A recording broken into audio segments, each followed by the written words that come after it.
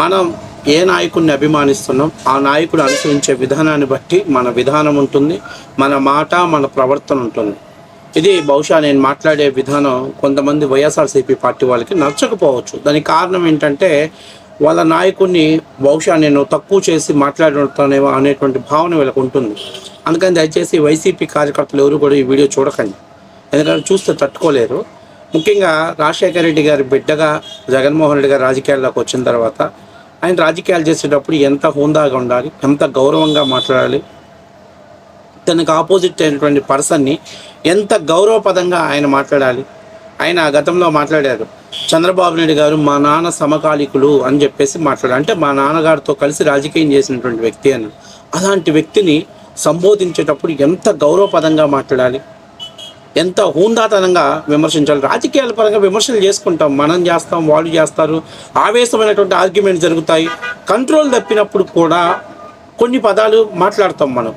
కానీ ఇప్పుడు మాట్లాడేటువంటి మాటలు బహుశా ఏ రాజకీయ నాయకుడు కుమారుడిటువంటి భాషను వాడడం.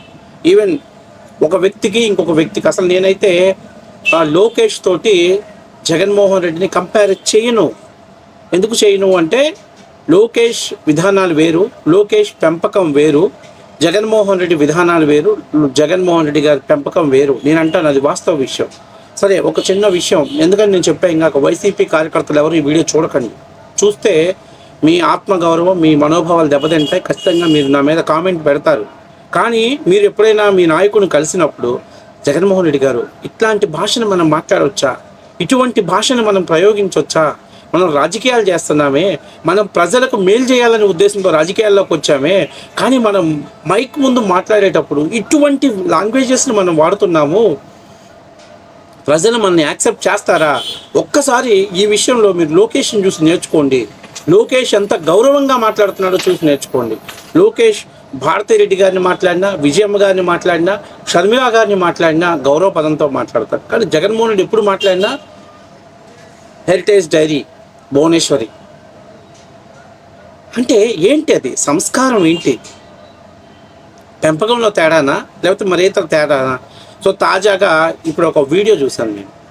ఈ వీడియో చూశాక చాలామంది నాకు చెప్పారు, బ్రో అసలు రెండు వీడియోని కంపేర్ చేసి మీరు ఒక వీడియో చేయండి, చూడటానికి బాగుంటుంది.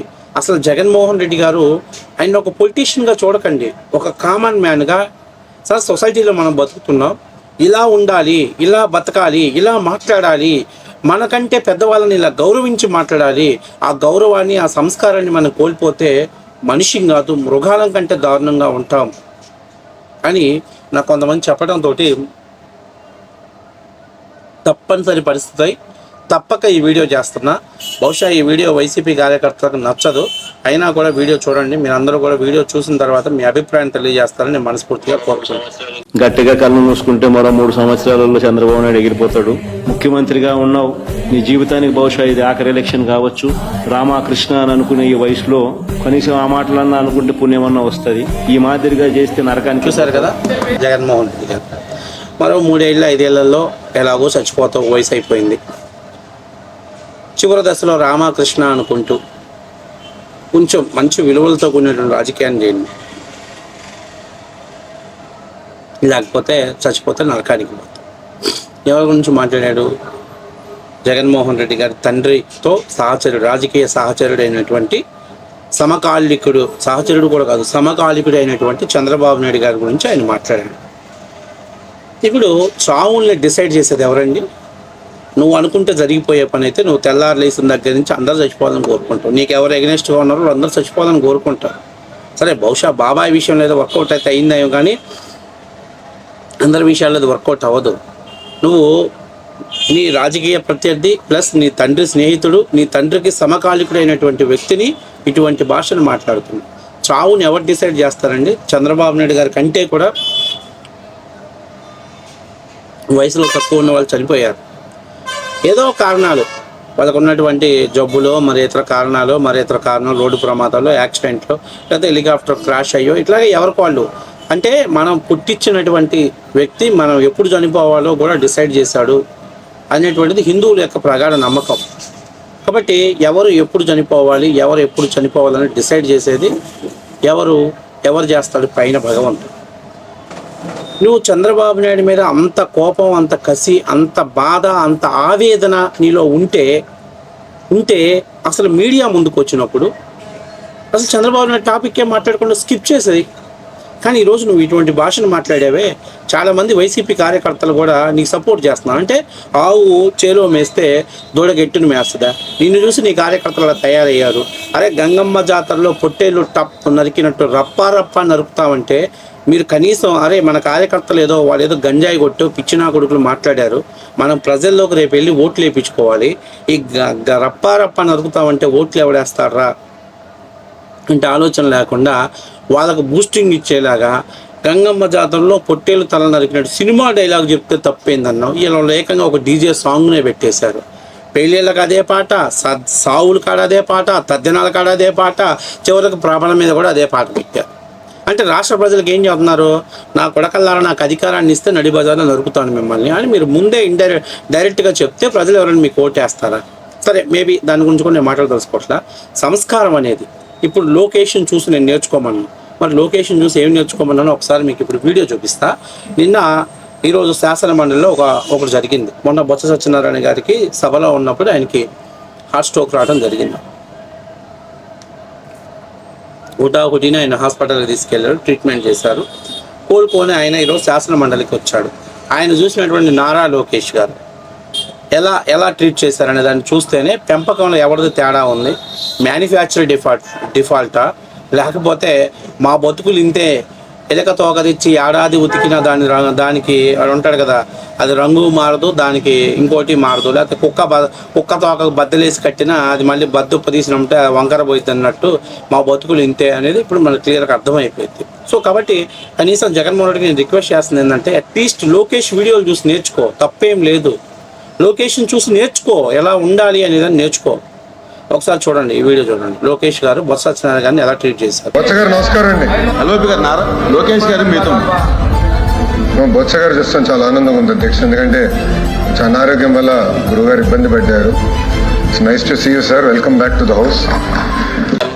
శాసనసభలో శాసన మండలిలో వాళ్ళిద్దరూ తీవ్ర స్థాయిలో ఆరోపణలు చేసుకున్నారుగా, వాగ్వాదం చేసుకున్నారుగా, అసలు ఒక స్థాయిని మించి స్తుతి మించినట్టు మాట్లాడుకున్నారుగా.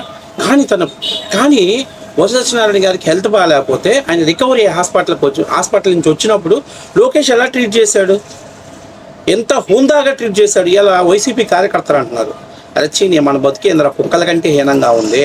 ఈ జగన్మోహన్ రెడ్డి ఏమో రప్పా అంటాడు, బయట పోలీసులు ఏమో గంజాయి బ్యాచ్, బ్లేడ్ బ్యాచ్ అంటారు, సోషల్ మీడియాలో పేటీఎం కూలినా కొడుకులు అంటారు. మన బతుకులు ఎంత చండాలంగా ఉన్నాయి, కనీసం మనకి విలువ కూడా ఇచ్చే పరిస్థితి లేదు. ఎట్లా ఇస్తారు? మీ నాయకుడు అంత ఆ రకంగా ఉంటే మీకు విలువలు ఎట్టిస్తారు? ఇవాళ ఎంత గౌరవ హోదా. ఈరోజు లోకేష్ పేరు నిజంగా చెప్తున్నా, బొత్స గారు ఒక ఆపోజిట్ అయినప్పటికి కూడా మనసులో ఆయన అనుకుంటారు, ఒరే ఒక ప్రతిపక్ష నాయకుడు కూడా ఇంత గౌరవిస్తాడా లోకేష్ అనేటువంటిది. ఈరోజు మంచి అని తెచ్చుకోవడానికి చాలా కష్టపడాలి.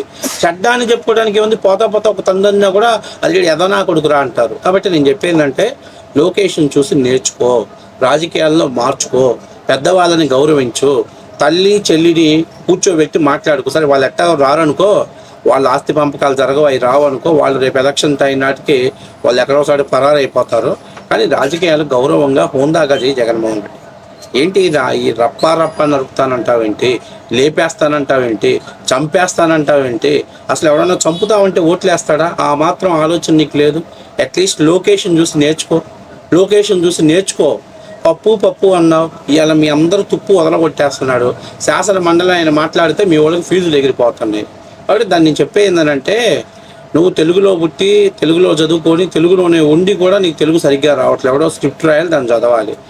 కాబట్టి ఆయన మాట తడబడ్డాడే కానీ నడవడికి తడబడలా, ప్రవర్తన తడబడలా. ఆయన వాళ్ళ తల్లిదండ్రులు ఎంత గౌరవంగా ఎంత హోందాగా పెంచారో అతని మాట తీరు చూస్తే అర్థమవుతుంది. నువ్వు 100 ఏళ్ళు జన్మెత్తినా కూడా లోకేష్కి సరిరావు. నీ ఆలోచన, నీ ఆ మాట విధానము లోకేష్కి సరితోగం అనేది 100% నిజం.